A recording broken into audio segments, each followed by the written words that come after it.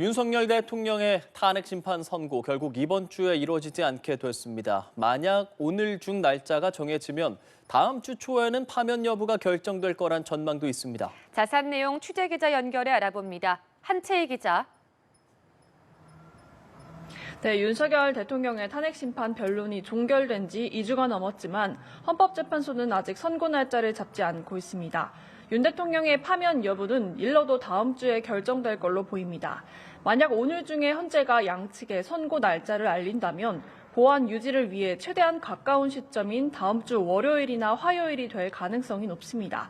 하지만 18일 화요일은 박성재 법무부 장관의 변론이 예정돼 있어서 현실적으로 윤 대통령 선고를 같은 날 하기엔 어렵다는 전망이 나옵니다. 그렇다면 현재로선 17일 월요일 가능성이 있는데 주말 동안 시위가 격화하는 등 안전 문제 등이 변수로 꼽힙니다. 여러 상황을 종합하면 다음 주 후반으로 넘어갈 가능성이 제기되는데요.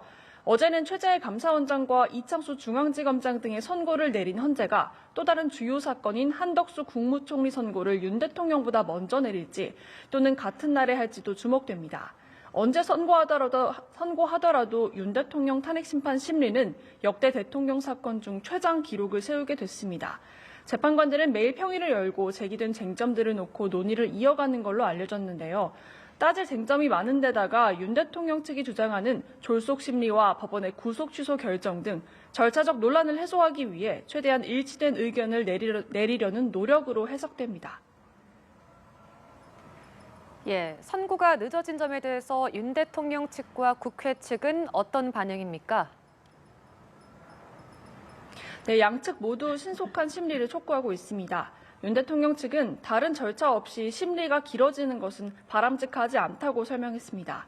변론이 종결된 지 2주가 넘었지만 침묵을 이어가는 헌재가 이해되지 않으면서 신속하게 기각 또는 각하 결정이 나야 한다는 주장입니다.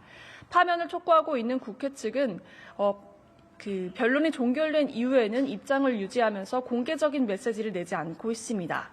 한편 어제 헌재가 검사 3명에 대해 탄핵 기각 결정을 내린 점을 두고 양측의 해석은 엇갈리는 상황입니다. 국회 측은 헌재가 탄핵소추권이 남용됐다고 단정하기 어렵다고 언급한 점을 이번 사건에 긍정적으로 해석하는 분위기인데요. 반면 윤 대통령 측은 어제 묻지마 탄핵소추였다면서 대통령이 계엄 선포를 통해 알리고자 한 게 무엇인지 국민이 알게 됐다고 주장하기도 했습니다. 지금까지 헌법재판소에서 연합뉴스TV 한채입니다.